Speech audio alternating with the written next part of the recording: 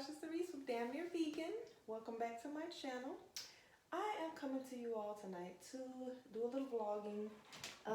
Remember a couple weeks ago I told you all that I asked Instagram what you all would want me to vlog about, and I've chosen another topic for this video. Is it ever a good idea to revisit a past relationship that didn't end well the first time around? So I think everybody has pretty much dealt with past exes coming back, the possibility of rekindling old flames, maybe still desiring to be with someone that you used to be with, or that person reaching out and trying to get you back. And I think sometimes it can be a thin line between maybe they've changed and leave that shit in the past. The telling part of that question is the fact that it did not end well the first time. Most times to me in that case, they're your ex for a reason. If it didn't end well the first time, instead of trying to revisit the relationship, start with revisiting the details of how the relationship ended. Revisit what exactly caused it to end. What led up to that? What is it that that person did? And take accountability for what you did, what your part was, because it's never one-sided. So if it ended wrong, or if it ended badly, say you cheated. Say it ended badly because you cheated, and this person is actually trying to forgive you and come back. What is it that led up to you making that decision to cheat? What is it in you that made you decide, you know what, I'm going to risk my whole relationship to be with this other person? Is it that you were insecure within yourself and you needed validation? Is it that you were too weak and you succumbed to temptation? Or is it that it was just someone who was available and you were bored, or you were horny and you just did it? Either of those situations, you weren't ready to be committed to the relationship that you were in, and you betrayed that person in order to cheat. So you have to ask yourself, if you do decide to rekindle it and get back into the relationship, are you still going to have those same issues? Have they been resolved within yourself? And has that person actually fully regained that full trust in you, and you're not going to have to continue to be punished for something that you maybe have corrected in yourself? If you've corrected it and you feel like you've changed, and this person is coming at you like, you know what, I want to give us another chance, but you already know that this person is going to continuously remind you of the thing that you did wrong, or not trust you, start being controlling, start being insecure, and all of that, why go back down the road? You guys need to move on. And vice versa, if it's the other person that cheated and you decide you want to give it another chance, you have to consider that same thing. You have to consider, are you actually ready to let it go and move on? Are you going to keep bringing it up? Are you going to be, feeling like there's somebody that you can't trust anymore? Let that shit go. Y'all could be friends possibly, but it sounds like some type of toxicity is going to come back up if both of you haven't taken accountability for yourselves and your own individual issues and haven't actually healed from them. Now, sometimes breakups happen because it may have not even been something as drastic as infidelity. It could have been a simple misunderstanding. Now, in that case, if you feel like, whatever it is that has occurred in the relationship before, and it ended badly and it was a misunderstanding, and you're able to, rekindle in a way that you both have understood each other, you both have done your work as individuals to be at a place where you're, can be better in that relationship, maybe you can revisit the relationship. I say when you break up with somebody, instead of focusing on what you need to do to get back with that person, what you need to do to fix it or whatever it was, put all that energy and all that effort into yourself. Everybody needs to heal themselves, better themselves, improve themselves, make themselves happy. That's your responsibility. That's your personal responsibility. No one else outside, no outside source can provide you with inner peace, inner happiness, and healing. All of us have some form of trauma that we've been through, whether it be childhood trauma, whether it be you've been let down or bullied at school, whether it be past relationships, marriages that didn't go right, relationships between the people that you have children with. There's some type of emotional trauma that you've dealt with. And a lot of times people are just packing these bags with all the emotional trauma, the birth trauma that you got, the womb trauma that you got from your mother, from whatever she went through in her life. You got all of that when you were in her womb. The birth trauma because she had a rough delivery with you.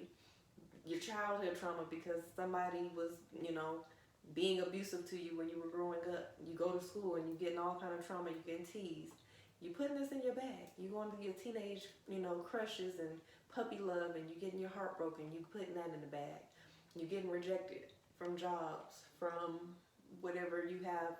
Your dreams are just not, being fulfilled at the time where you want them to be fulfilled. You're putting that in the bag. You grown. You got, real relationships and marriages, and you going through divorce. You might have been abused. You might have been cheated on. You might have been, treated like shit. You putting all this shit in the bag. And you're not fucking unpacking the shit. You just walking around with it. A big ass backpack, a big ass duffel bag in one hand. You got the roller suitcase. You got all this shit. And you're not fucking unpacking it. You're just walking around with it as an individual. You meet another motherfucker with the same amount of baggage or more. And you want to have him or her join your life with the same amount of shit you got. And y'all walking around with this unpacked bullshit. And then when it blows the fuck up, which it will, you pack that, instead of you unpacking all of that shit as the individual, you pack that shit back in and sit on the damn suitcase, zip that shit up, and hold it in or repress it and suppress it. And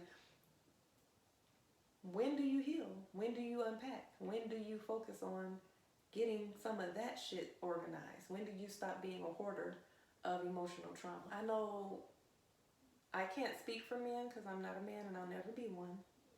But a lot of men that I know of and that I've heard speak and that I've been around don't take the time to do a lot of real deep healing as an individual.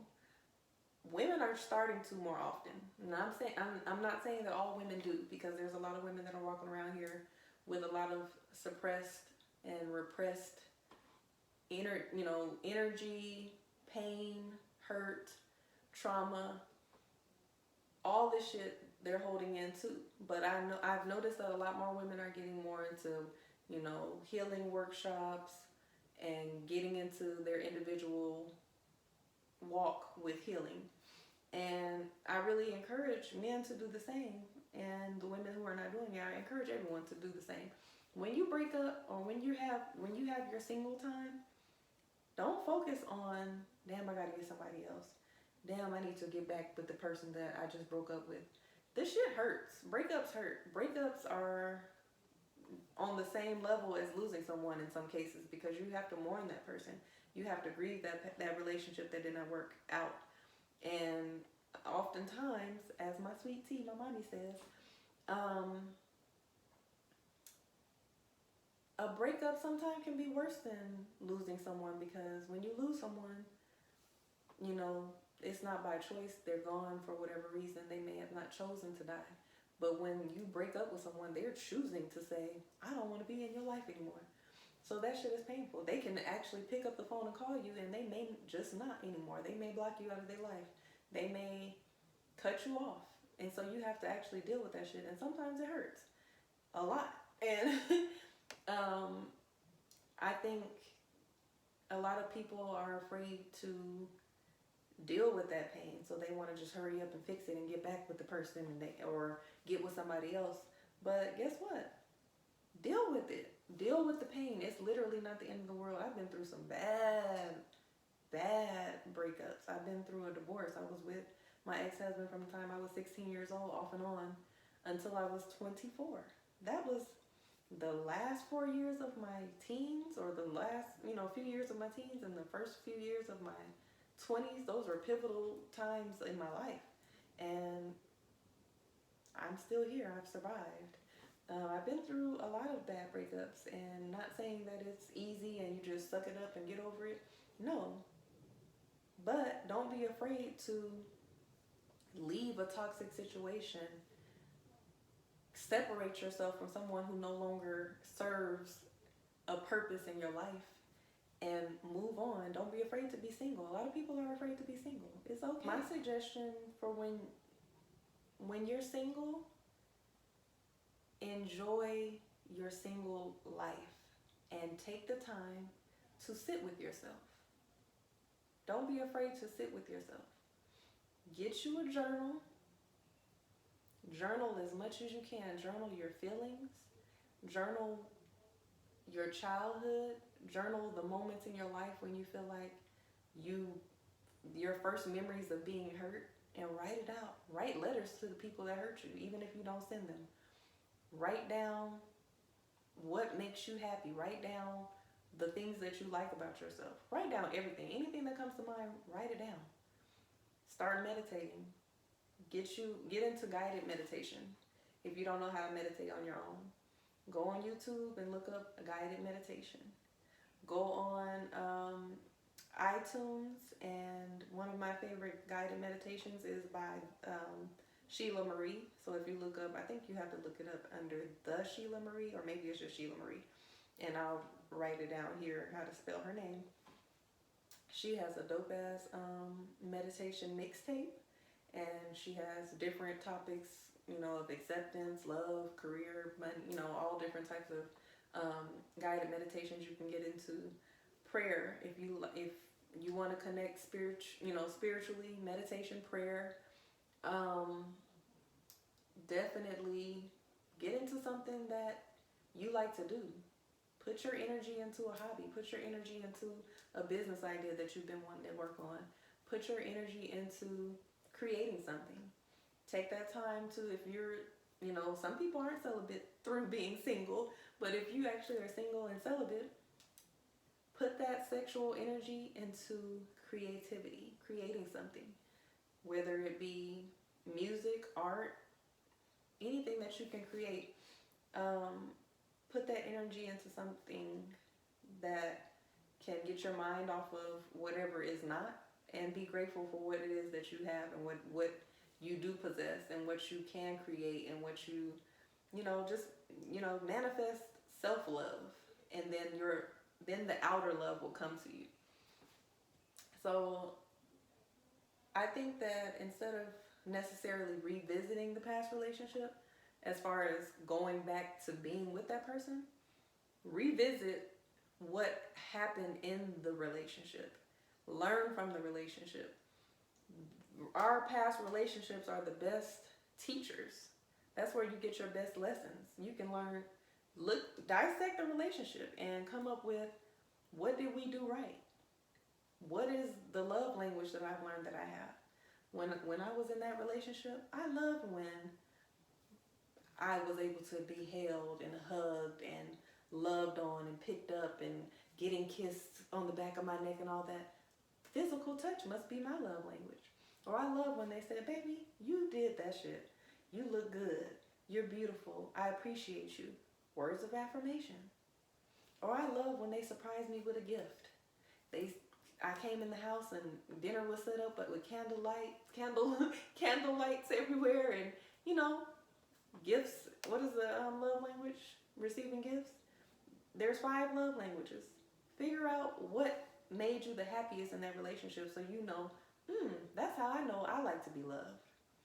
Figure out what it is that I didn't like. When every time they said that really triggered me. it made me feel how I felt when such and such did that when I was a child. Write that down. And not only do you know what it is that you don't like or don't want to accept in a relationship, you also figured out what a trigger is in your life so that you can try to heal from that.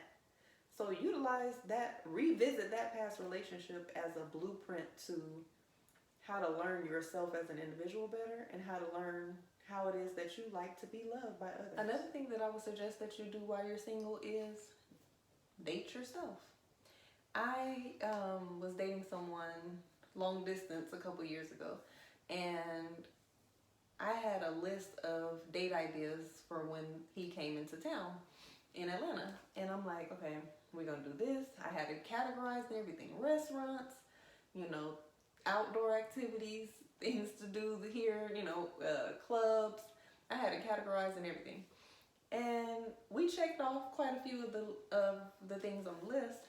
And I had been single for a little while, probably maybe 6 months or so, and I was talking to someone at my old job, and I was just saying like, yeah, I had so many different places in Atlanta that I wanted to check out when I was dating this guy. And, I was pretty much asking him different places to go. And he was telling me about different things that he suggests that I would do, different restaurants that he suggested I checked out and everything, because he's a native. And I was just like, yeah, I had this list of things that I wanted to do, because I was telling him like, yeah, that was on my list. And he was like, you should still check those things out. And I'm like, you know what? Yeah. And we had someone that called in to our podcast, Table Talk Thursdays, if you didn't know, every Thursday, that pretty much said the same thing as far as dating yourself. And I said, you know what? That makes a lot of sense. Like, you sitting around waiting on a partner to explore and do the things that you want to do and check out new spots or check out a certain restaurant. Do that shit while you're single. Date yourself. Figure out if you even like being with yourself. Who else gonna like being with you if you don't like being with yourself? If you want to check out a restaurant that's been tempting, check that shit out. If you want to, go rent bikes and go on a bike ride, go do that shit on your own. Like, everything doesn't require having someone else there to be in date mode. Like, treat yourself to the things that you would want to do, you see yourself on a date doing, and create that energy of, this is the way I treat myself. These are the things that I do for myself to make me feel good. And that energy is going to manifest, like I said, that outside love. If you can get it from the inside out, you can do these things for yourself as an individual. You're going to create the love and manifest that partner that you want to be able to do those things with. So have fun, enjoy yourself, enjoy being single, there is you can be free within a relationship, but there is a certain amount of freedom that you have when you're single, because you are completely able to be an individual without having to consider someone else's feelings, someone else's time, and someone else's opinions, really. So enjoy that single time to just do you, be free, and get to know yourself and get to know what it is that you like, so that when you're on your first date with that man or that woman that you've manifested, and they ask you what you like to do, you don't have to sit there and be like, what do I like to do? Because for the past year, I've just been sitting in the damn house not doing shit. Figure out what it is that you like to do. I mentioned earlier about writing letters. One thing that I've learned about myself is when I feel that I've had some type of trauma or some type of pain, or my feelings have been hurt by someone, I want them to know, like, in detail, exactly how I feel. And the most therapeutic way for me has been writing detailed letters. And sometimes those letters have actually been sent. And sometimes those letters have just been written out on paper so that I can get it out of my mind and out of my heart and out of my spirit and put it on paper and be done with it. And I think that that's an amazing exercise to do. Write out a letter to the person that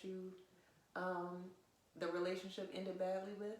Maybe you all are at a place where you're mature enough to have a conversation as far as where did you go wrong, and gain closure that way and separate. And sometimes if it ends that badly, you might be on a separate, isolate, and move on, go our separate ways status.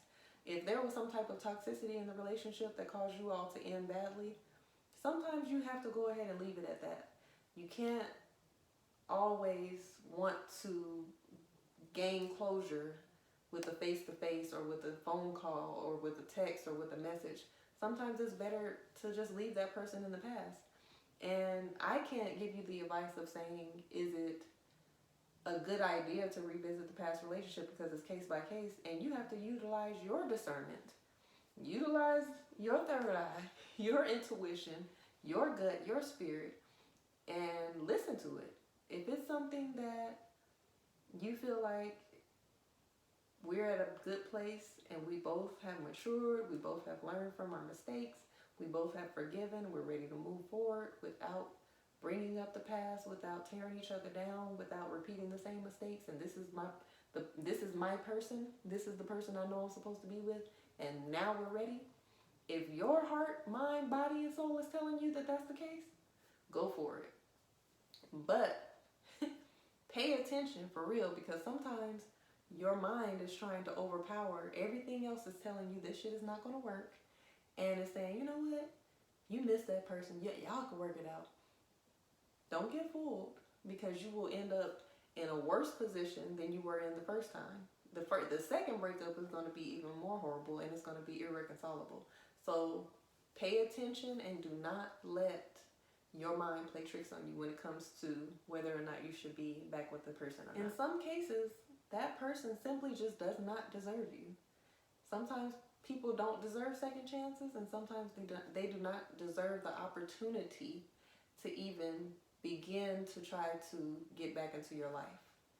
Certain people don't deserve your time, don't deserve your energy, don't deserve even a listening ear as to their explanation of anything, because some relationships end so bad that you literally have to just sever all ties, and that is okay. You might be hurting and going through pain and feeling like you're never gonna heal from that bad breakup. You are, and guess what? The person who did you wrong or did you dirty or broke it off badly, they might not go through it right away, but usually by the time you healed and you free and you ready to mix and mingle and get back into another relationship as a better person, they're going through what you went through initially. So, and not that you want to wish that on anyone, but most cases, that's just how it happens. And then that's when that person is coming back and you're thinking in your head, you're asking that question, should I revisit this past relationship? There's a lot of situations where there's codependency going on, and there's a lot of relationships where there is a narcissist and there's an empath, and they are codependent on each other at times. The empath wants to nurture and wants to heal and wants to understand and wants to fix and wants to love on this person who wants to belittle you and make you feel like you're crazy and make you feel like everything that you think is because you're insecure, and hurt your feelings and treat you badly and misuse you and abuse you and all these things, and you all are feeding off of each other, and the narcissist is breaking your ass down, empath. And empath, you're enabling this fool. And so you gotta sever the tie. You have to figure out, you have to realize what you're dealing with and realize narcissism is very real, and I don't believe that there is a cure. I think that a narcissist I don't know what type of deep ass healing they have to do, but they can keep that shit over there. I'm not dealing with any more narcissism.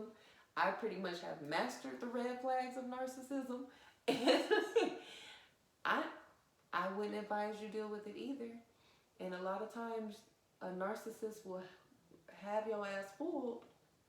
They definitely already have the people around you fooled. They're the most charming individuals you ever want to meet. You tell another person, including your family members, about the person that you're with. I'm going to just talk from a woman's perspective. You tell your folks about this man that you're with, that, damn, he be hurting my feelings and treating me so bad, and They're like, what? That person? As sweet as they are, as charming as they are, as friendly as they are, behind them closed doors, guess what? Your ass is getting lit up with insults. You're getting belittled. You're getting Your feelings hurt. You getting told that everything that you think that you know about what they doing or accusing them of, it's all in your head. You crazy, you tripping, you insecure. Break them ties.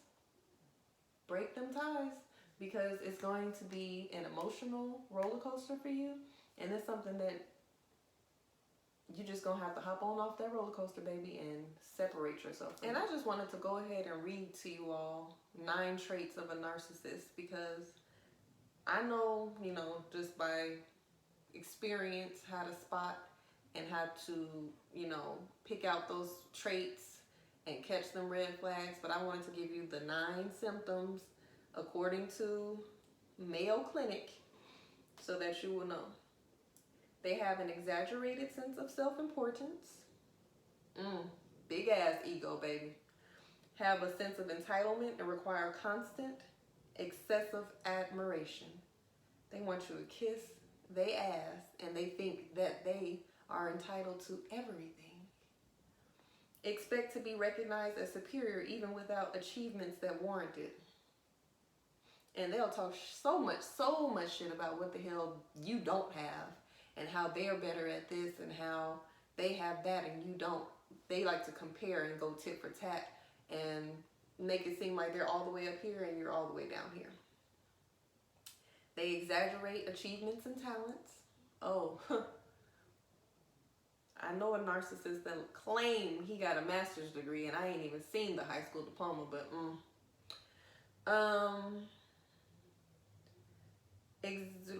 be preoccupied with fantasies about success, power, brilliance, beauty, or the perfect mate. And they will also make you feel as if you ain't shit, because this is the type of people that they're used to, or this is the type of person that they can get, or they're only with you because of X, Y, and Z. You're lucky to have them because they can have this. Monopolize conversations and belittle or look down on people they perceive as inferior, which most likely will be your ass, the person that's in the relationship with them. You're going to be the one that's inferior. And anybody else that they feel sized up by, they're going to belittle them, because even if they don't feel like they're inferior, they're going to make you feel like that they are inferior to them.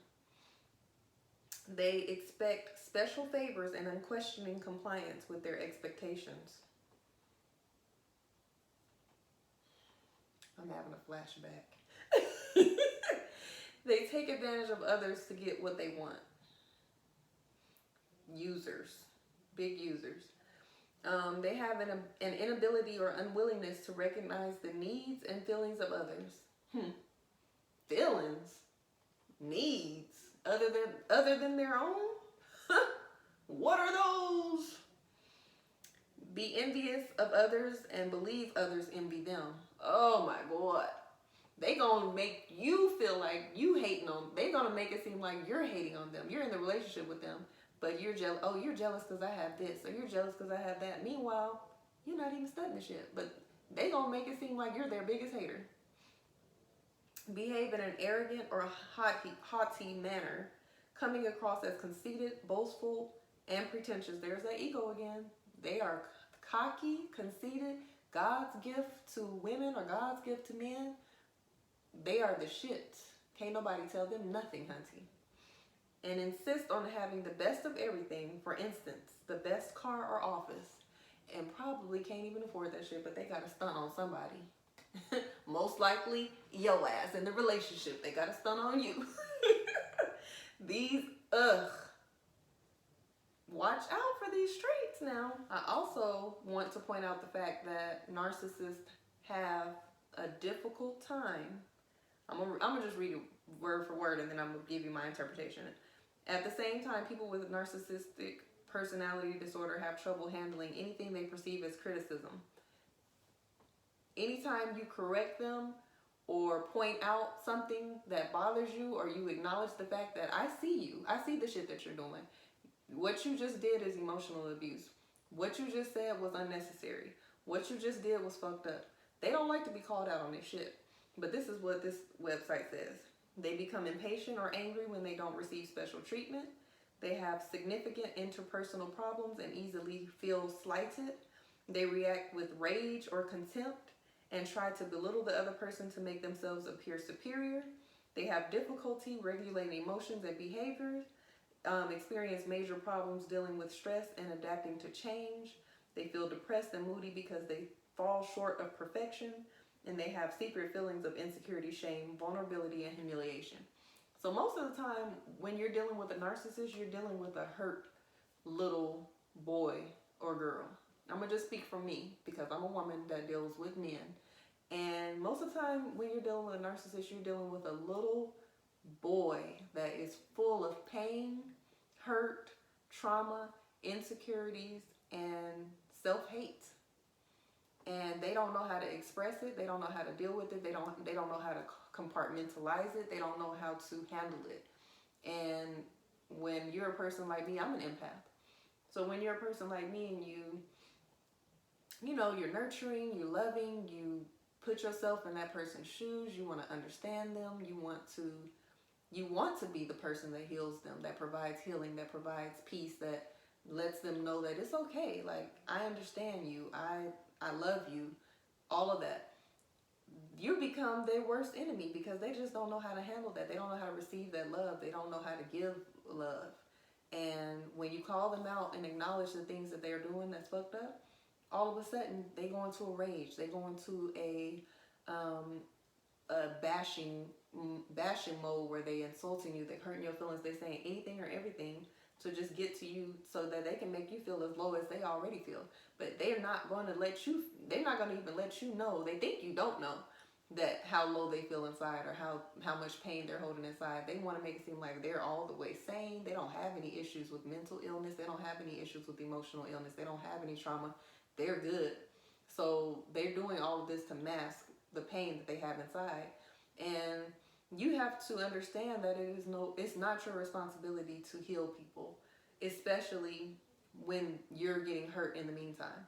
It's not your responsibility, it's not your obligation, and it is okay if you have to separate yourself from that. You can't guilt yourself into staying with someone, and especially when you're going to be the one that suffers in the end.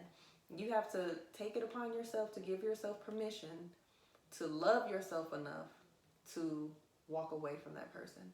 You can provide them with the tools and just leave them motherfuckers right there on the table. Wish them well, suggest therapy, send all your healing energy, love, light, and all of that. But to stay there and be the punching bag and the doormat, that should no longer be an option for you if you're in that situation. Deal with that hurt and pain of separation now. But most of the time, a narcissist is abusive in another way. So it might be a narcissist that is emotionally abusive, and it might be a narcissist that's all the way physically abusive. Either way, you don't deserve to be in that situation. That's toxic. That's something that once you get away from it, is when you're thinking about should you revisit that situation in the past, because it will come back. That narcissist it feeds off of you. That narcissist is attached to you. That narcissist doesn't know what to do without you. So they're going to come back. They're going to follow up. They're going to reach back out. You have to realize, and when they come back, they're going to be they're going to put on an Oscar award-winning performance.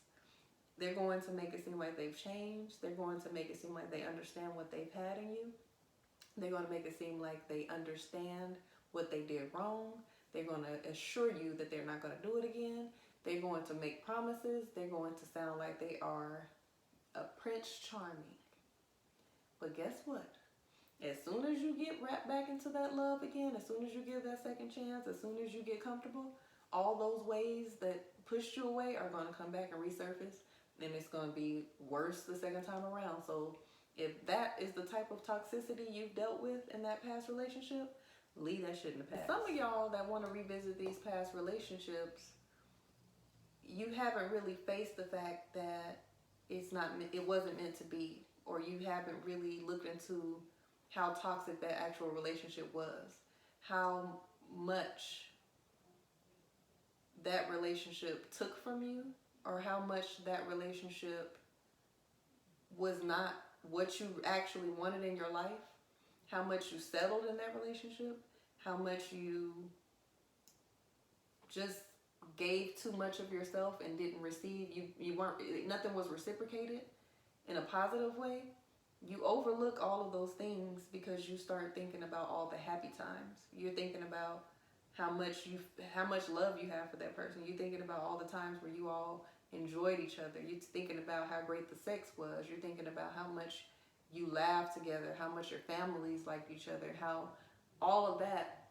But you're not realizing that all of that did not even outweigh all of the arguments, all of the disagreements, all of the fact that you didn't even really like that person, but you settled for certain things and you got comfortable.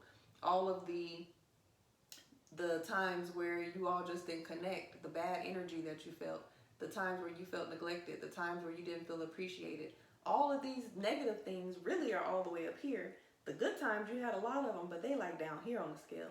But when you feel lonely, or when you feel like you don't know how you're going to be without this person because you love them so much and you don't want to deal with that hurt and that grief, you start thinking about all the happy memories and totally disregarding the fact that this relationship was over way before it ended.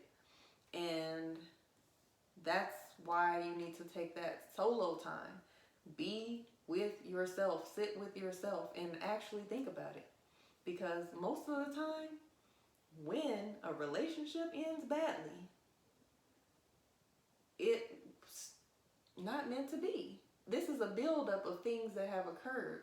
It's not often that you have a beautiful relationship that most of the time it's damn near perfect, that the good is up here and the bad is down here. You have one bad argument and then it's just over. Most of the time that's not the case. It's different things building up, building up, building up, building up. And this is the straw that broke the camel's hump. And we forget that because, being single is not always, I'm free, I'm happy, I'm mixing and mingle and I'm doing me. Sometimes it's sad nights, sometimes it's tears, sometimes it's loneliness, sometimes it's being horny and not having anybody to have sex with. Sometimes it's, being afraid to go out by yourself because you're used to having a spouse with you on your arm. Sometimes it's, lonely. Sometimes it's not all that. Sometimes you just want companionship. Sometimes you just want energy. I desire masculine energy sometimes to just be around me because being single often, I have a lot of male friends, but sometimes I just want that, that masculine energy where I'm just, in somebody's space that I actually vibe with in that way. And when you feeling like that in those moments, and then you have an opportunity to rekindle something that you're already used to, something that you already know, something that you're already comfortable with, something that you already have an attachment with, it's easy to say, you know what? Maybe I should just get back with them. But those things, those issues that you never resolved, that were building up into that last final, big breakup, those things that never did get resolved, they're going to come back up into the relationship when you come back into it. And you're going to have to go through this cycle all over again. So, most likely it's time to move on. My tips when it comes to should you revisit a past relationship that ended badly, I say you should revisit it in your mind. Revisit what it is that happened. What were the good times like? What were the bad times like? Start journaling. Start getting on your own individual path of learning yourself, getting in tune with yourself, getting your chakras aligned. If you got to do yoga, meditation, praying, whatever it is that you're into that helps you get in tune with self, helps you heal thyself, read you some books. I will, put a few suggestions in the comment sections of some good books to read when you are, learning yourself and being single and just enjoying the single life and enjoying the solitude and the your individual time. Sit with yourself. If you can't sit with you, who you think gonna sit across the table from you having dinner? Who you think gonna be in your house trying to live with you and all of that? You don't even want to be with yourself. So, heal yourself, enjoy yourself, date yourself, learn how you are as an individual as well as how you are in relationships. consider everything that happened in that relationship, and most of the time you just need to wish that person well and move forward. Maybe it's reconcilable enough that you can be friends with that person. Maybe it's something that you need to just consider your past and leave it there and move forward, move on with your life, and take that as a lesson learned. Because that's the most beautiful thing about relationships, good, bad, and ugly, is that you have a blueprint, you have so many lessons, you have so many things that you can use as a reference of what to do and what not to do. You have experience, you have knowledge, you have wisdom. You are that much more of an expert in relationships once you're going through these good and bad times and these makeups and breakups. You're becoming a guru. So consider yourself an expert of yourself. The more experience you're getting and the more you actually sit down and learn from that experience, what's the experience if you're not going to learn from it? Don't repeat the same mistakes. Become happy with yourself and manifest the love you want. Start writing down what it is that you want in the ideal relationship.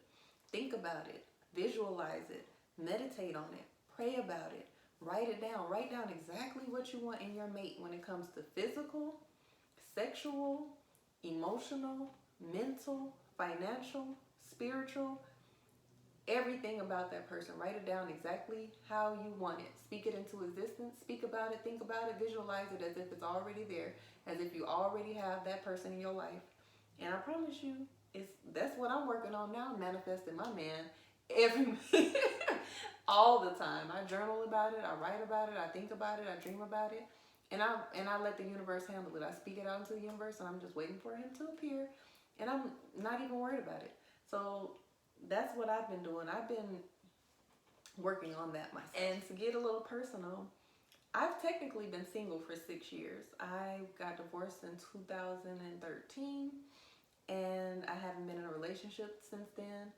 I've been in situationships. I've dated exclusively, and I've, had friends, but as far as being in a full relationship, I have not. And mostly that's been by choice. For the most part, because like I said, I spent so much time in that relationship with my ex-husband, I wanted to, enjoy the rest of my 20s and date and just kick it and have fun and be single and do all that. But now that I'm 30, I've taken those experiences, those lessons, those feelings, and I've been on a path, and this is what Damn Near Vegan is about. My actual journey in life. So I'm on a journey just like you all. I'm not here to just teach and preach. I'm here because I'm going through a journey, and I'm welcoming you all into my journey, and hopefully what I'm doing will motivate you, encourage you, inspire you to go on your own journey, or if you're already on that journey, you know that you're not alone. So I've been on my single stuff for 6 years, out here learning, out here getting my experience, out here becoming a guru, because once I get into my, next relationship, I already know myself. I know what I like. I know I'm taking accountability that everything that has gone wrong in my relationships has not been just the other person's fault. These are the things that I have to work on. These are the things that I have to learn about myself. These are the things that I have to heal from, and that's what I've been doing. So as far as revisiting any type of past relationships, I'm not interested. I'm friends with a couple of guys that I used to deal with in my past, and that's just where it will stay. We're friends, we cool, we talk every now and then, we check on each other, FaceTime, hey, how you doing? All that rekindling, revisiting, backstepping, backpedaling, I'm just not interested. And it's not that they're not, that some of them are not good men, or that, maybe they're at a better place in their life than they were when I was dealing with them. It's just not for us. It's just not aligned for us to deal with each other, and the past is the past for a reason. I'm gonna leave it there, because however the universe has shifted it so that we weren't together or we didn't end up together, that's for a reason. And sometimes people force what's not supposed to be. You're forcing things that signs and everything's pointing to separate and leave that person alone, and you're forcing it so much that you get what you want and then it's not what you want. It blows up, it turns into a mess. And that's not what I choose to have in my life. So I'm not going to tell you what to do as far as this question. I'm not going to just straight up answer it no or yes. But I hope the things that I have detailed in this vlog will help you to make the decision and help you to look within, help you to take some time to actually analyze and break down the pros and cons of being with that person. Does their good outweigh their bad?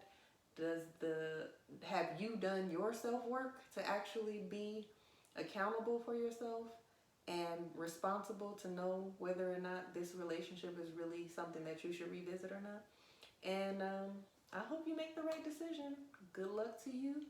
And I'm sending, love and light your way, that you make the best decision for you. You was listening, right? Think about it. Thank you all for listening to my vlog. Don't forget to like, share, comment, and subscribe to my channel. And remember, if it ain't made with love, I don't want it.